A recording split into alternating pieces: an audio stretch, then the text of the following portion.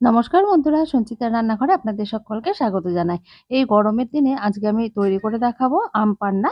তো আমি এখানে আম পান্নাটা কিভাবে তৈরি করব একবার দেখে নিন, তাহলে বাড়িতে গেস্ট আসলেও কিন্তু দিলে বেশ খুশি হবে। কারণ এই গরমে চা, কফি এগুলো কেউই খেতে চায় না। তো আজকে আমি ঘরে থাকা উপকরণ দিয়েই আম পান্নার রেসিপিটা তৈরি করে দেখাচ্ছি। তো এর জন্য আমি একদম কাঁচা আমও নিয়ে নিয়েছি। আমগুলো যেন আধ পাকাও না হয়। তো একদম টক কষকষে কাঁচা আম নিয়ে আমগুলোকে প্রথমে আমি প্রেসার কুকারে সেদ্ধ করে নেব। দেখুন আমের বোটাগুলো আমি একটু ফেলে দিলাম ছুরি দিয়ে কেটে। তো দেখুন একদম আমগুলো কাঁচা। প্রেসার কুকারে জল গরম করতে বসিয়ে দিয়ে অল্প লবণ দিয়ে ৩ টে আম দিয়ে আমি ৩ টে ৪ টে সিটি দিয়ে নেব। তারপরে এটাকে একদম ঠান্ডা হয়ে যাবে, তারপরে খুলব।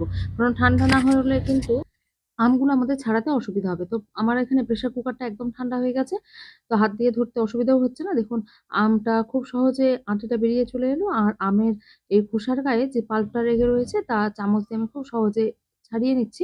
আর আমের আঁটি তো একদমই কচি, দেখুন আঁটিটা বাদ দিয়ে বাকিটুকু আমি নিয়ে নিলাম।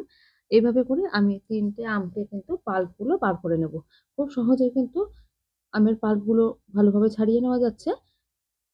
চামচ দিয়ে আমি এখানে ভালো করে ছাড়িয়ে নিচ্ছি আমের পাল্পগুলো। তো আমি এখানে এটাকে আমি তৈরি তো করবোই, আর তার সাথে কিন্তু এটা ফ্রিজে অনেকদিন ধরে স্টোর করেও রাখা যাবে কিভাবে সেটাও আপনাদেরকে আজকে বলে দেবো। তো আমার এখানে আমের পাল্পগুলো আলাদা করে নেওয়া হয়ে গেছে। এবার এটাকে আমি প্রথমে মিক্সার গ্রাইন্ডারের মধ্যে ঢেলে দেব। মিক্সার গ্রাইন্ডারে এটা দেওয়ার পরে কিছু জিনিস আমি এখানে যোগ করব। যেরকম আমি এখানে বেশ অনেকটা পরিমাণে ৩ চামচ মতো ধরুন হবে মৌরি নিয়ে নিয়েছি। নিয়ে নিয়েছি বেশ ১৫-২০ টা মতো গোলমরিচ।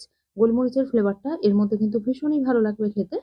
যদিও এর মধ্যে আমি কাঁচা লঙ্কাও দেবো। আমি এখানে ২ টো কাঁচা লঙ্কা, ২ টো পাকা লঙ্কা দিলাম।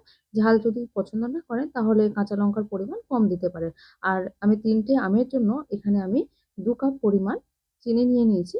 ভালো করে সবকিছুকে গ্রাইন্ড করে নিয়েছি। আর এটাকে একদম জলে দিয়ে খাওয়া যেত, কিন্তু এটা যেহেতু আমি কিছুদিন স্টোর করে রাখবো সেইজন্য এটা একটু অল্প একটু জাল দিয়ে নেব।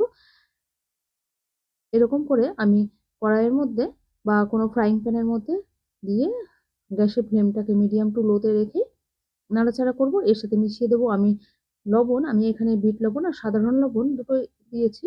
বিট লবণটা অবশ্যই দেবেন। যদি শুধু বিট লবণ দিয়ে করা হয় তাহলে তো খেতে আরো বেশি ভালো হবে। আর আমটা যেহেতু আমার এখানে একটু বেশি টক ছিল, সেইজন্য আমি কিন্তু চিনির পরিমাণটা একটু বেশি দিয়েছিলাম। ৩ টা আমের জন্য ২ কাপ দিয়েছি। তো চিনির পরিমাণটা আপনাদের চয়েস মতো কম বেশি করে নিতে পারবেন। এটাকে বেশ খানিকক্ষণ ধরে জাল দেওয়ার পরে দেখবেন যে এরকম কালারটা অনেকটা ট্রান্সপারেন্ট হয়ে যাবে। আর বেশ আরেকটু ঘন হয়ে যাবে। এটাকে কিন্তু ফ্রিজে স্টোর করে অনায়াসে অনেকদিনই রাখা যাবে। মানে ৫-৬ মাস তো রাখা যাবেই। আর আমটা যেহেতু টক ছিল সেইজন্য আমি এখানে লেবুর রস ব্যবহার করলাম না। এর মধ্যে অনেকে লেবুর রসও ব্যবহার করে। আর লেবুর রস বা ভিনেগার যদি দিয়ে দেওয়া যায় তাহলে কিন্তু অনেকদিন পর্যন্ত এটাকে সংরক্ষণ করে রাখা যাবে। আমি এখানে এটা যেহেতু মানে বেশি করে তৈরি করিনি, বেশিদিন রাখার ব্যাপার নেই, সেইজন্য আমি এখানে সেই সমস্ত কিছুই দিলাম না। এবার এটা বেশ ঠান্ডা হয়ে গেছে।